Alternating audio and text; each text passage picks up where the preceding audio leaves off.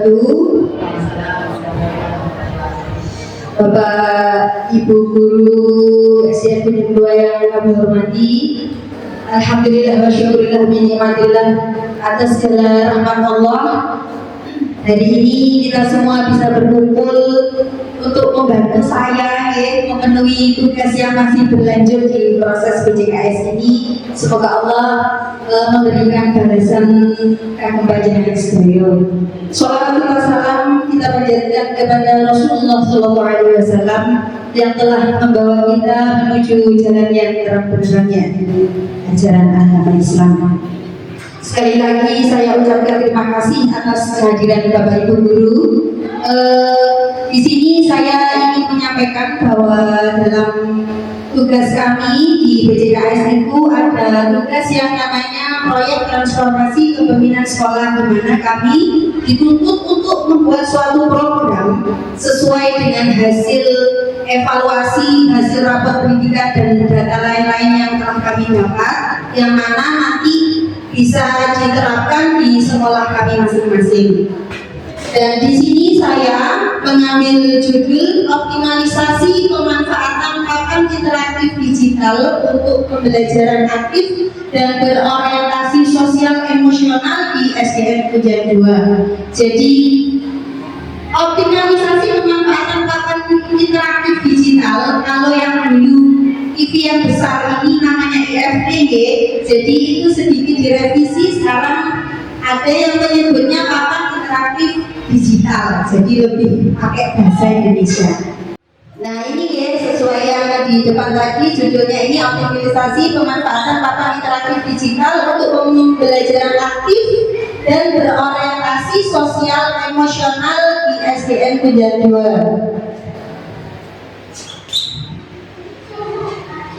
Nah, latar belakang saya mengambil judul tersebut yaitu berdasarkan observasi, ya, seperti yang saya sampaikan tadi, berdasarkan observasi dan rapor pendidikan di SDN Pujan 2 ditemukan beberapa kondisi berikut. Yang pertama, tingkat keterlibatan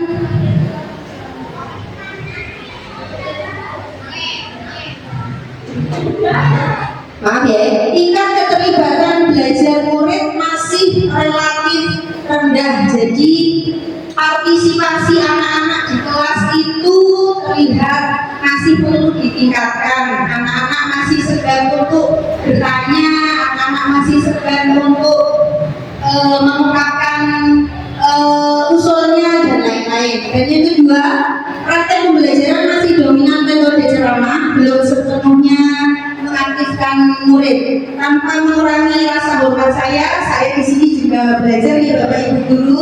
Saya juga masih banyak menggunakan metode ceramah. Jadi kita PPB bersama-sama, PPB bersama-sama. Jadi untuk menjadikan pembelajaran itu lebih bervariatif. Jadi bukan berarti tidak boleh menggunakan metode ceramah, tetap kita menggunakan metode ceramah, tapi kita buat lebih bervariatif dengan memanfaatkan model-model pembelajaran yang lebih melibatkan siswa. Yang ketiga, pemanfaatan TIK khususnya papan interaktif digital belum optimal. Jadi kalaupun sebelumnya kita belum mendapatkan papan interaktif digital atau IFT ini, kita bisa memanfaatkan HP atau kita bisa pakai proyektor atau kita pakai laptop kita sendiri untuk menciptakan pembelajaran yang lebih kolaboratif dengan anak-anak. Yang ketiga, kompetensi sosial emosional murid perlu diperkuat, ditunjukkan dari temuan terkait interaksi dan kolaborasi di kelas. Jadi anak-anak itu kerjasamanya masih kurang karena pembelajarannya belum banyak berkelompok. Jadi anak-anak masih pembelajarannya secara individu. Selanjutnya, untuk tujuan umumnya yaitu mengoptimalkan pemanfaatan papan interaktif digital untuk menciptakan pembelajaran yang aktif, kolaboratif, dan mendukung kompetensi sosial emosional murid. Di sini perlu digarisbawahi, ini yang kita tuju pembelajaran yang aktif. Jadi tidak hanya gurunya yang sampai gitu aja, tapi kita bersama-sama anak-anak juga ikut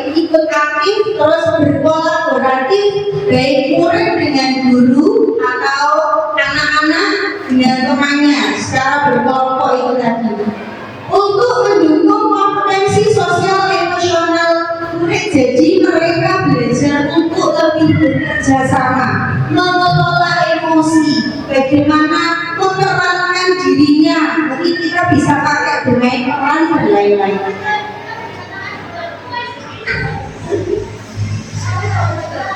Tujuan khususnya ada 4. Yang pertama, meningkatkan keterampilan guru dalam menggunakan papan interaktif digital dalam kegiatan pembelajaran. Jadi kalau kita pembelajarannya sudah bervariasi, sudah inovatif, kita sering pakai ini, jadi Bapak Ibu guru mungkin sudah lebih mengenal fitur-fitur yang ada di papan interaktif ini. Jadi keterampilannya secara tidak langsung akan bertambah. Terus yang kedua, meningkatkan partisipasi dan keterlibatan murid melalui aktivitas berbasis teknologi. Jadi anak-anak terlibat langsung dalam aktivitas berbasis teknologi yang kita buat. Aktivitasnya bisa panjenengan di papan interaktif ini membuat kuis atau membuat game yang pakai papan interaktif ini. Jadi anak-anak juga mulai lebih aktif yang berbasisnya teknologi sudah.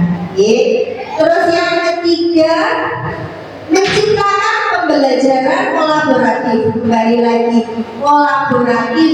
Jadi anak-anak belajar bekerja sama yang tadi, mungkin bisa diskusi, menyelesaikan suatu permasalahan yang panjenengan kasih di kelas. Jadi anak-anak berpikir bersama, berkolaborasi untuk menyelesaikan tugasnya tersebut.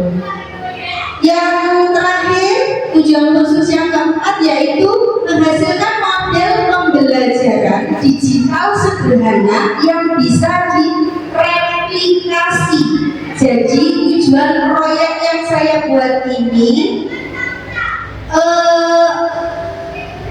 Bapak Ibu guru bisa membuat sebuah praktek baik. Jadi Bapak Ibu guru bisa membuat praktek baik atau berbagi praktek baik, dan ini bisa diterapkan ulang oleh guru yang lain. Jadi bisa berkelanjutan gitu. Jadi ini bisa direplikasi, bisa diterapkan ulang oleh guru lain.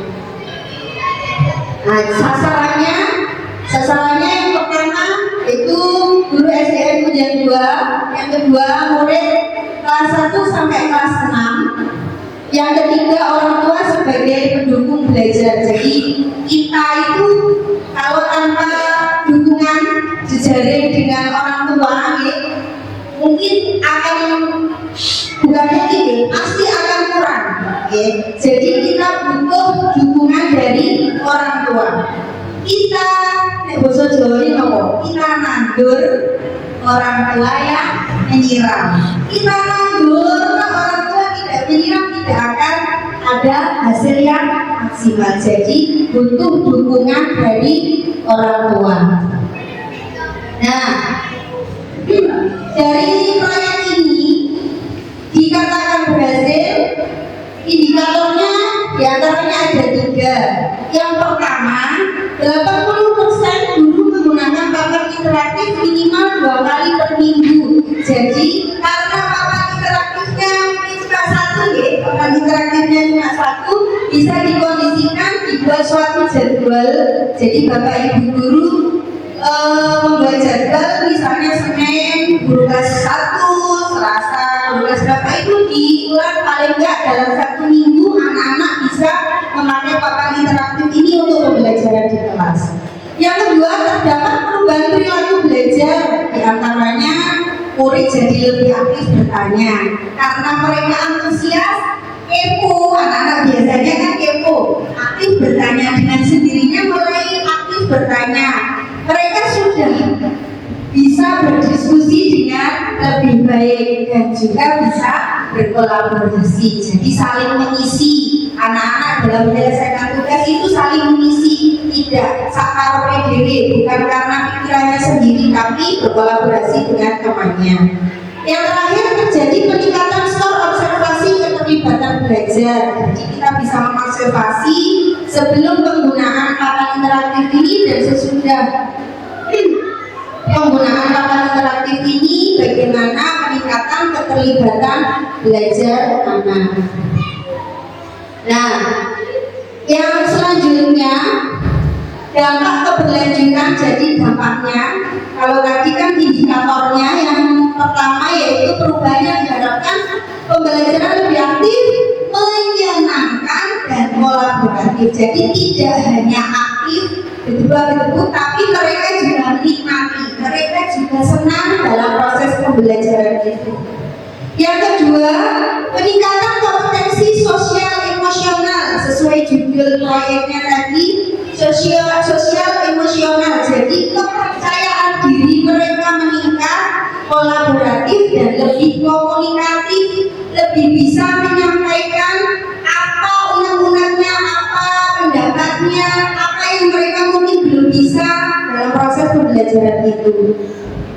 Yang terakhir, guru terbiasa memanfaatkan teknologi secara berkelanjutan, memanfaatkan ruang murid. Ini saya juga baru ya. Jadi kalau kita ada ruang guru, nah jadi panjenengan misal mau pakai papan interaktif ini, menentukan media, pendukungnya untuk pakai ini, Anda bisa, panjenengan sedaya bisa memakai atau memanfaatkan ruang murid. Di sana banyak fitur-fitur yang bisa diambil, jadi tidak usah buat, kita tidak usah buat, bisa ambil dari ruang murid tersebut. Selain ruang guru, ada ruang murid yang bisa kita manfaatkan. Banyak sekali fitur-fitur yang sangat menarik. Syukran katsir. Mungkin itu yang bisa saya sampaikan untuk proyek saya di SDN Bidang 2 ini. Semoga apa yang saya rancang ini, semoga Allah ridhoi untuk bisa terlaksana, bukan bermaksud untuk mengoreksi. Kembali lagi, saya juga masih belajar, saya juga masih banyak kekurangan. Ini untuk kita bersama-sama, bukan panjenengan awal, tapi juga untuk saya sebagai evaluasi diri saya dalam proses pembelajaran untuk anak-anak.